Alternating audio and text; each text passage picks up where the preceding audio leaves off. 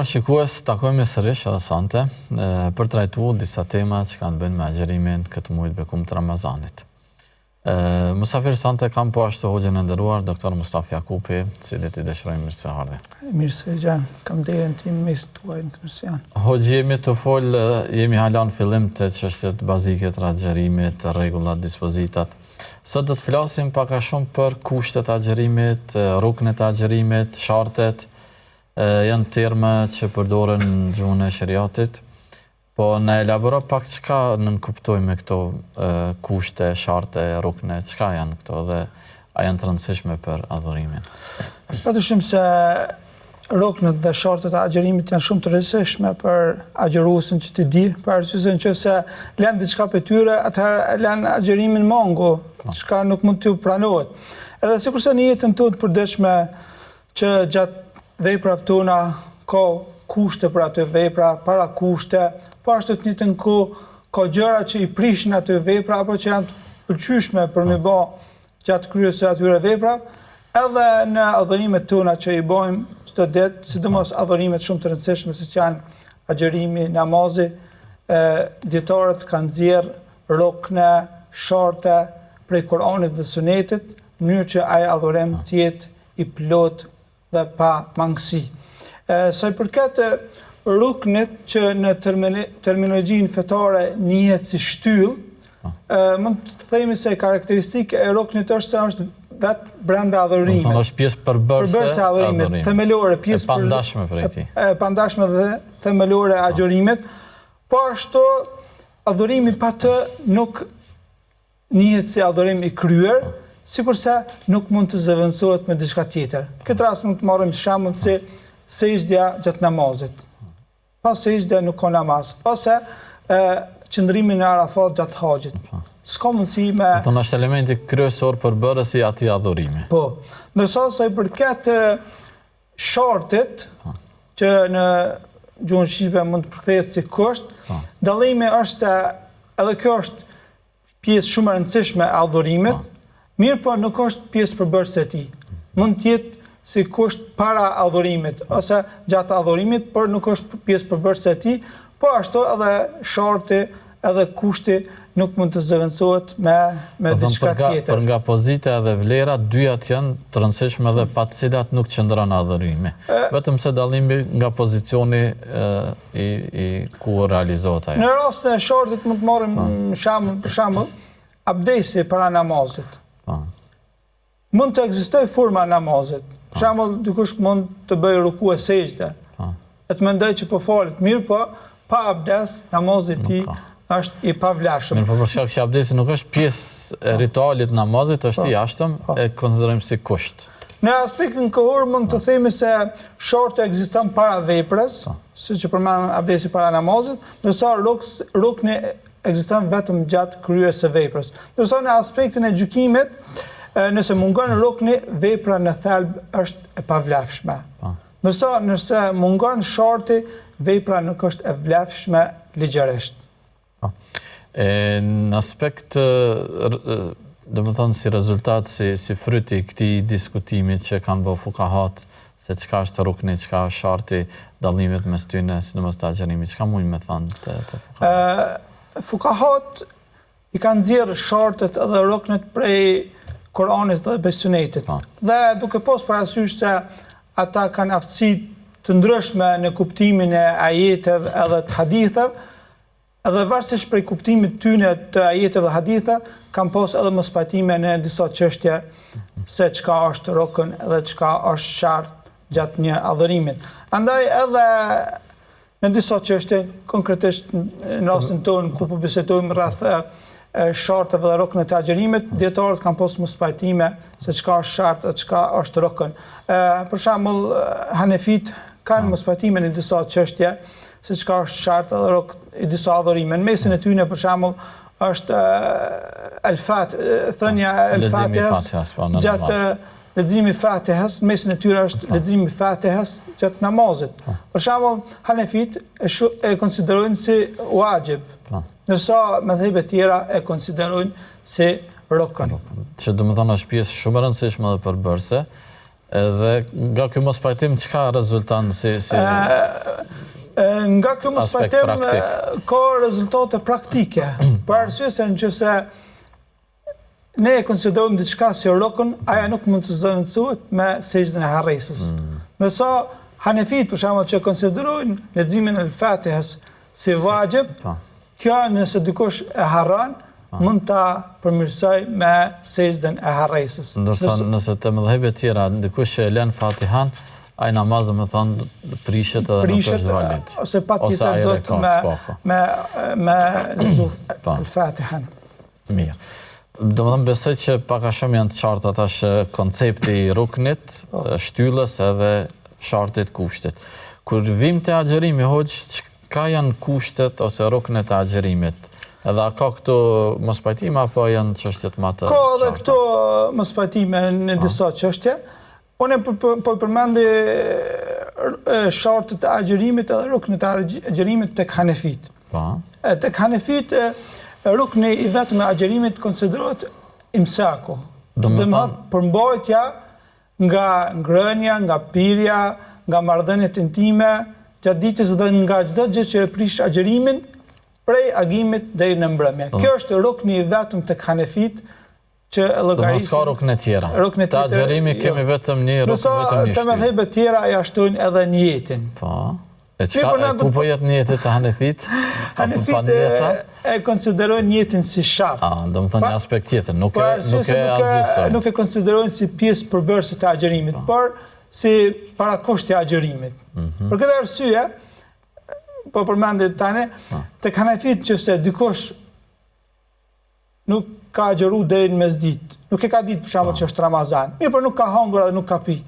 Para mesditës ka vendosur me agjëruan Ramazanin, konsiderohet agjërimi i pranuar. Pse se, sikurse tek agjërimi vullnetar që agjëruesi ka drejt prej para mesditës me vendosje me agjëru atë ditë, ashtu edhe tek agjërimi Ramazanit. Sepse niyeti nuk është pjesë përbërëse e kështu e konsiderojnë Hanefit.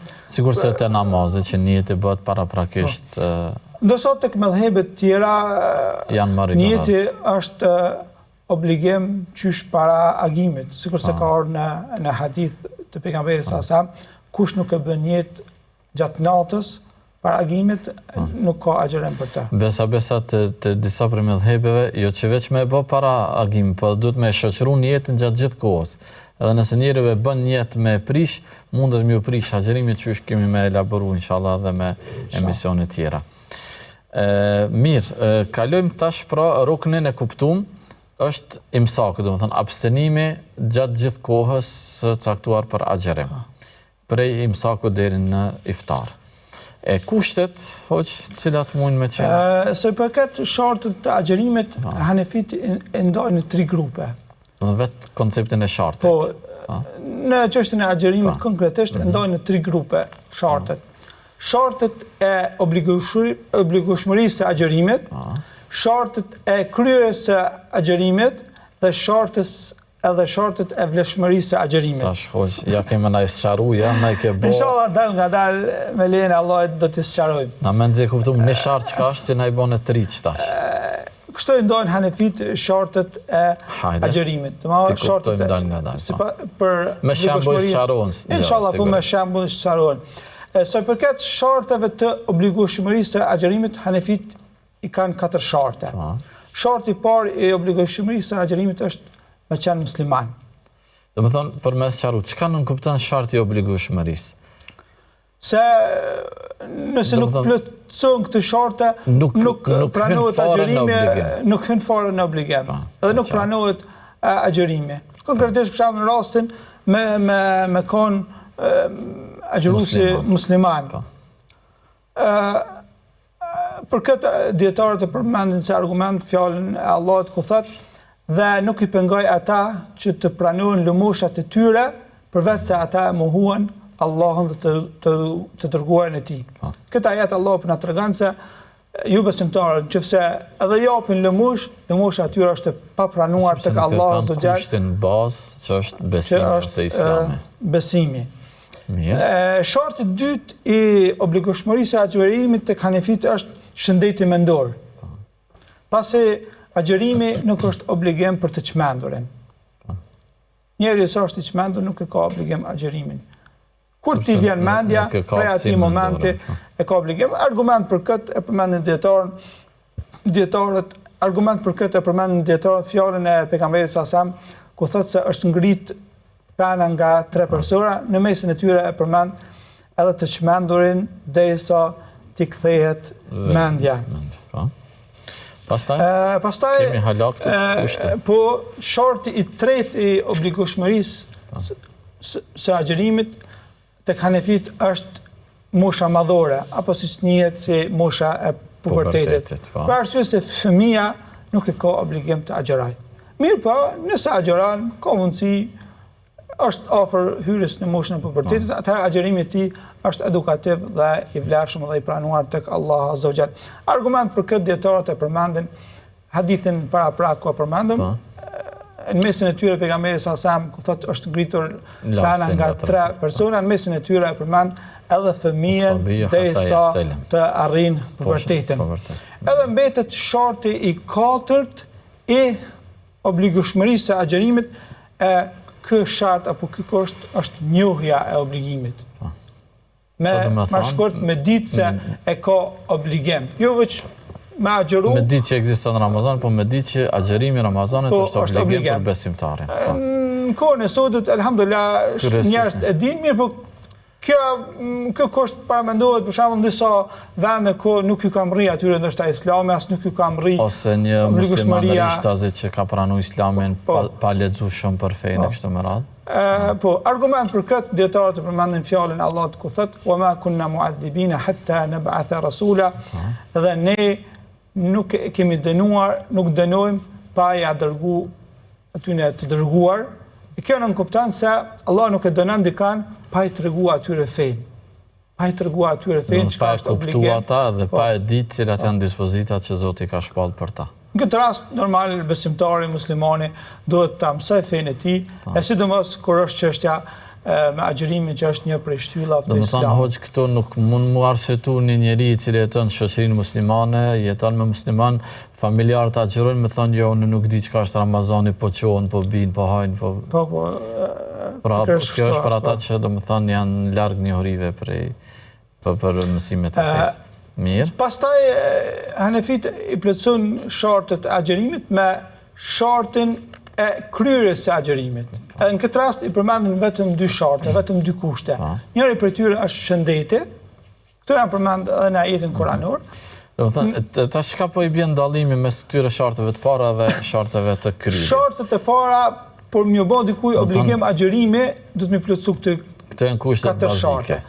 Ndërsa shartet e kryerjes janë për me zbatu atë urdhër, po. Duhesh me plotësu edhe disa kushte tjera. Edhe disa kushte tjera, edhe masanaj kemi edhe shartet për mu të pranuar adhurimin. Sabër, mas ne na vim të ato të treta, që to t'i kuptoj. Shartet e kryerjes së agjërimit, hanefiti përmendin 2 sharte, ato janë shëndeti. Për arsye se i sëmuri nuk obligohet me agjëru. Mirë po nëse sëmundja është e lehtë dhe agjeron, pranohet. Mirë po nëse sëmundja është e rëndë dhe nuk ka shpresë që shërohet, atëherë agjëruesi i kompenzon këto me ushqimin e një të varfër për çdo ditë që nuk e ka agjëruar. Argument për këtë është fjala e Allahut në Kur'an: "Faman kana minkum maridan aw ala safarin fa iddatu min ayamin ukhra." Dhe kush prej juve është i sëmur apo në udhtim, le të plotësoj në ditët në vijim. Po ashtu sharti tjetër i kryerjes së agjërimit tek hanefit është përmendëm shëndetin edhe vendqëndrimi, që mos me kanë udhëtar. Edhe këtë kusht hanefit këtë shart e nxjerrin prej ajetit para ku Allah Azza wa Jall thotë se ai që është udhëtar.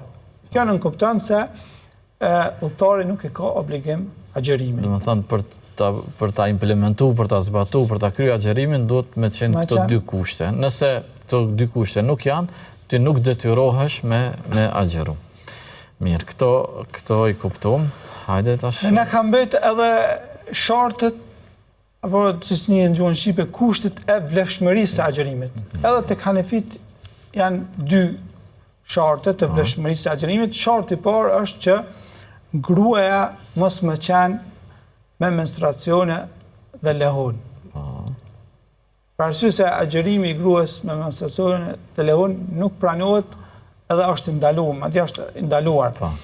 Argument për këtë është fjala e pejgamberit sallallahu në një hadith kur i tregon disa veçorive të grave, ku thotë a nuk është që gruaja gjatë menstruacionit nuk agjeron dhe nuk falet. Kjo në kupton se gruaja gjatë menstruacionit nuk agjeron dhe nuk falet, edhe kështu që agjerimi i saj nuk pranohet edhe nëse agjeron. Ndërsa shorti mirë, po këtu sigurisht kjo do të elaborohet, kjo gruaja që nuk agjeron, kjo nuk lirohet nga kazaja, apo? Po, sepse domethënë pastërtia është kusht të agjerimit sigurisht se te namazi.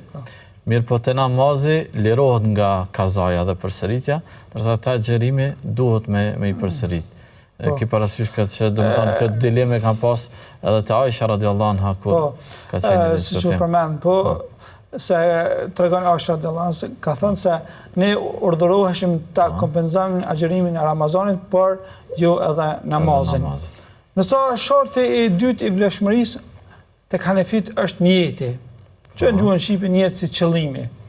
Edhe çka do të thotë qëllimi? Qëllimi është mjafton më çu besimtari agjeruesi natën edhe me pas në dijen e tij se nesër ka me agjeru. Për arsye se vendi i niyetit është zemra. Nuk ka domethënë ndonjë ritual specifik. Nuk ka ritual specifik. Mjafton më çu në sefer edhe me pas në dijen e tij se nesër ka me agjeru. Argument për këtë është hadithi i njohur innamal a'malu binniyat, me të vërtetë veprat vlerësohen sipas qëllimit. E përmendëm pak më herët se niyeti tek hanefit është shart, edhe mundet më bë edhe pasi të hyn koha e imsakut deri para mesditës. Kjo vlen edhe te agjerimi muajit Ramazan. Kjo që edhe dikush që ndoshta hoxhë të në punën e jetit kam pak ma, ose dikush që edhe ves mundet me bëj bona niyetin, ose bona niyetin rash pa niyet e kështu me radhë. Kështu që edhe nëse hyn imsaku, përderisa nuk ka bërë gjëra që e prishin agjerimin, mundet me ripërtëri atë niyet, domethënë për atë ditë. Ani pse kjo tema të niyetit diskutohet edhe te disa dietarë që janë më fleksibil se niyetin mundet me bën fillim të Ramazanit për gjithë muajin. Kështu që nuk detyrohet çdo natë ndoshta me përsërit bërjen e niyetit. Argument për këtë tek hanefit është se agjerimi i Ramazanit është farsht i caktuar në kohë, prandaj nuk është kusht që niyeti të bëhet patjetër natën. Mjafton që të bëhet në një pjesë të ditës deri tek paradita e ditës kur agjeron, sikurse është rasti me niyetin e agjeruesit vullnetar. Mirë, kur jemi te këto kushte, hoq përmendet që prej kushteve është edhe me qëndru me kanë musliman. Nëse ndodh dikush me pranu islamin gjatë ditës Ramazanit, a i pranohet ajo ditë, a duhet me qëndru agjerueshëm, apo si me vepru ky person? Nëse jo besimtari e pranon islamin gjatë ditës së Ramazanit, ai duhet të agjerojë nga ai moment. Për arsye se ai më herët nuk i ka pas obligim agjerimin e Ramazanit, edhe nuk ka përgjegjësi, e kam fjalën, nuk duhet të kompenzoj. Nuk duhet të kompenzoj, për arsye se Islami ja fal atina çka ka bën më herët, sikurse ka ardhur në një ajet kuranor ku Allah thotë qul lil ladhina kafaru yantahu yughfar lahum ma qad salaf. Thuaj atyre që kanë mohuar se nëse ndalen, do të ndalen nga mosbesimi, ju falet atyre çka ka kalu më herët. Po edhe se realisht, domethënë kur kanë koha që ai me bën niyetin e agjerimit, ai nuk ka qenë në pozicionin që i pranohet niyeti, në kohën e syfyrit s'ka qenë besimtar, edhe ajo ditë domethënë për të është anulume. Por fëmija, hoqë, nëse arrin pubertetin, dhe më thonë nëse arrin në një prej elementeve që janë të qastit, se ato elementet e pubertetit nuk e se janë krejt fikse, por disa prej tyre mund të ndodhen, sikur se, dhe më thonë, ejakulimia, diçka. Me vazhdo pak për meselën, atë folë pak për meselën. Folë dhe pak. Sa i përket çështës jo besimtare që e pranon Islamin gjatë ditës së agjerimit, sa më herët ai obligohet prej atij momenti me agjeru, mirë por nuk e kompenzon atë ditë dhe ditët e mëhershme. Nuk e kompenzon. Edhe kjo vërtetohet po ashtu edhe nga praktika e shokëve të pejgamberit sallallahu që kur dikush e pranonte Islamin, nuk e obligonin që të kryete veprimet e mëhershme, konkretisht për shembull agjerimin e Ramazanit apo faljen e namazeve.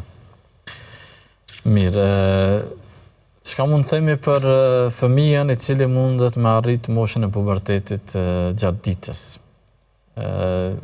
Obligueshmëria e tij nuk ka qenë kohën e syfyrit, por gjatë ditës konsiderohet i moshërritur fetarisht. Ky rast është i ngjashëm me rastin paraprak. Nga ai moment që fëmijës i vjen puberteti, përmes djalit, meshkujve përmes ejakulimit, femra përmes menstruacionit, apo tek disa dietarë përmendën nëse i mbush 15 vjet, atëherë nga ai moment ai do të agjerojë. Mirë po nuk i kompenzon ditët e mëhershme. As atë ditë nuk i kompenzon nëse nuk ka agjeru për shembull deri në drekë apo deri në akşam. Argument për këtë dietarët përmendën hadithin e pejgamberit sallallahu alajhi wasallam ku thotë nga 3 persona është ngrit pena, në mesin e tyre e përmend edhe fëmijën derisa të arrijë pubertetin. Çka nënkupton ky hadith? Ky hadith nënkupton se para se të arrijë pubertetin, ai nuk ka qenë i obliguar të agjerojë. Kështu që nuk ka nevojë me kompenzu atë ditë, mirë po e vazhdon agjerimin prej asaj dite edhe ditëve të mëvonshme. Mirë, sa i përket kushtit tjetër që po ashtu është të njëjtës kategori, shurutul wujub të obligueshmërisë, çështja e mendjes, që sapo u theksu edhe në hadith, a trajtohet njëjtë nëse i çmenduri mund të shërohet gjatë ditës Ramazanit apo gjatë muajit Ramazan, gjatë disa ditëve, si trajtohet çështja e mendjes? Edhe ky rast është i ngjashëm me rastet paraprake të atij që pranon Islamin apo të fëmijës që arrin moshën e pubertetit. Edhe i çmenduri nuk e ka pas obligim agjerimin para se më kthy mendja. Edhe argument për këtë është fjala e pejgamberit sallallahu alajhi wasallam, është ngritur lapsi nga 3 persona, në mesin e tyre përmend edhe të çmendurit derisa t'i kthehet mendja. Andaj dietarët thonë se ky hadith lë me kuptu se para se më kthy mendja, ai nuk e ka pas obligim agjerimin. Kështu që nuk detyrohet të kompenzoj ditët e mëhershme e as atë ditë derisa ju ka kthy mendja, por e vazhdon agjerimin e asaj ditës edhe ditëve tjera të Ramazanit. Të mendja hoxha është situatë kur njëri humb vetë dijen, por jo edhe mendjen edhe çmendurinë, sikurse alivanosja. A trajtohet njëjtë sikurse me të çmendurin apo si është dispozita e tij? Dietarët bëjnë dallim ndërmjet alivanosjes dhe çmendurisë. Po. Për arsye se alivanosja ka mundësi dikuj më ndodh një pjesë të ditës. Pjesërisht, domethënë, jo tërë ditën. Jo tërë ditën. Edhe nëse dikush për shembull gjatë ditës qoftë edhe një moment i vjen vetdia, atëherë ai ka obligim me agjeru atë ditë. Se ai në realitet gjatë alivanosjes nuk han edhe nuk pen, nuk e prish agjerimin me diçka. Mjafton që ka ndodhur në jetë brenda një çasti, edhe e ka rrit ditën edhe obligueshmërinë për atë sa i ka taku. Kështu që ai domethënë që se i vjen vetdia qoftë në moment, ai ka obligim me agjeru ditë dhe me vazhdu agjerimin edhe ju pranohet. S'ka nevojë me bë kaza. S'ka nevojë me kompenzu. Raste tjera, nëse raste tjera kemi rastin e udhëtarit. Jo, e kam fjalën te alivanosja. Nëse ndodh alivanosja gjatë tërë kohës. Nëse ndodh alivanosja gjatë tërë ditës, atëherë agjerimi e asaj dite nuk është i pranuar, për arsye se ai nuk ka pas vetdije që me bën jetë edhe me shiu agjerimin e asaj dite. Edhe duhet me kompenzuar në të ardhmen. Situatë tjetër e ngjashme të çështjeve të vetdijes është ai që flen.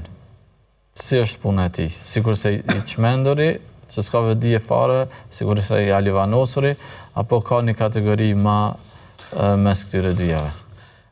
Rasti ati që fle gjatë gjithë ditës është ngjashëm me rastin e ati që alivanosit gjatë gjithë ditës, megjithatë ka disa dallime. Për arsye se ka në realitet vëdije, mirë po për shkak ndoshta të lodhjes, apo të angazhimit madh, apo dikon është dita shumë e shkurtër, edhe e ka zotë gjumi, konkretisht në vendet skandinave ka raste kur agjërimi ndoshta është... Për dikon dita e gjatë, vëllai nuk i del ball Hoxh Mustafa, po që flen gjithë ditën, rreth gjithë natën flen ditën. Vëllai në realitet është vështirë mu paramendu që një besimtar po, në aspekt. Me agjëru gjithë ditën edhe mos me fal namazet. Pa pos do një arsye shumë të madhe.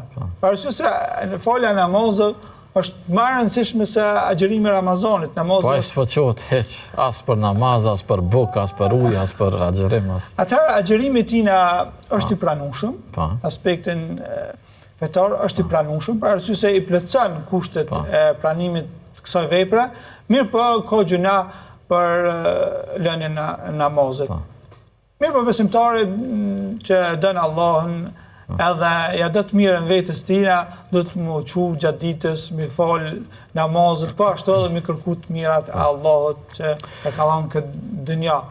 Po ashtu për... Argument për këtë se namazët tina është i pranuar, djetarët e përmendin hadithin e pejgamberit sallallahu alajhi wasallam, ku thotë se kush e lën namazin për shkak të gjumit apo nga harresa, le ta falë në atë moment që ju kujtohet.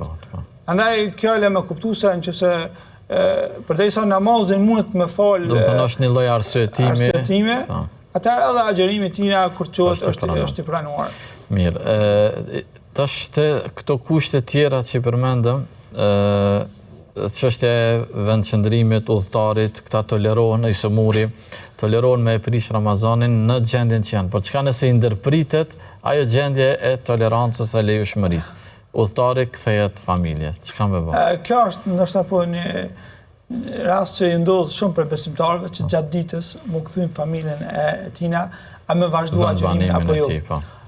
Normal, nëse ka prish agjërimin gjatë ditës, ai duhet me kompenzu gjatë ditës. E qartë. Vetë se mbetet, a me vazhdu agjërimin, a mu largu prej ngrënies dhe pirjes gjatë pjesës tjetër ditës, apo i lejohet atina me vazhdu gjendjen e tij të lejushmërisë fillim ditës.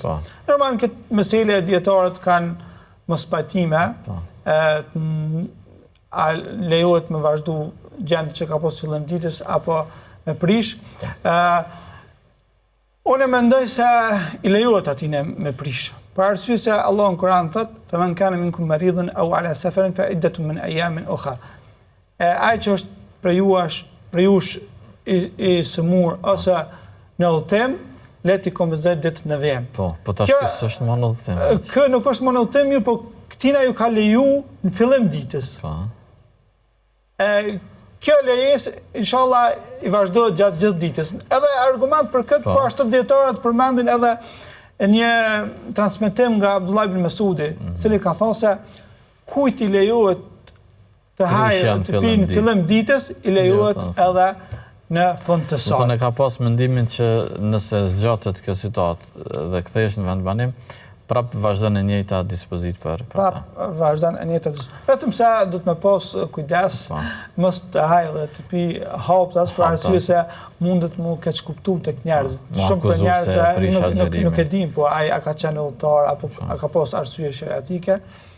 E ngjashme edhe për të sëmurin, nëse kushtimisht supozohet që shërohet që atë momente kështu më radhë. Mendoj se gjendja është e ngjashme edhe për të sëmurin, sikurse është e ngjashme edhe për gruan që i vinë të përmojshmet, menstruacionet dhe lehonin. Edhe pastrohet gjatë ditës, i lejohet ta vazhdoj me prishin agjërim. Nuk është patjetër me qëndru agjërushëm, abstenushëm deri në fund ditës. Kjo sipas interpretimit edhe përzgjedhjes doktor Mustafa Jakupit. Allah shpërbleft. Mirë, Hoxh, këto ishin disa çështje në mënyrë shumë përgjithshme, na me lejen e Zotit për gjithë shikuesit kemi me elaboruar edhe më detajisht me emisionet ardhshme. Faleminderit që ndajte kohën me neve. Shpresoj që takojmë sërish. Allah shpërblet me të mira për ftesën, ishte kënaqësia ime aty në mesin tuaj. Zoti rujt. Shikues të dashur, këtu po e përmbyllim këtë edicion të sonte me shpresë që kemi më taku sërish me tema të reja, mesele të reja, diskutime të reja, edhe besa të rëndësishme me musafir të ndryshëm gjithashtu dhe hoxhallar të nderuar. Deri atëherë mirë mbetje, wassalamu alaikum wa rahmatullahi wa barakatuh.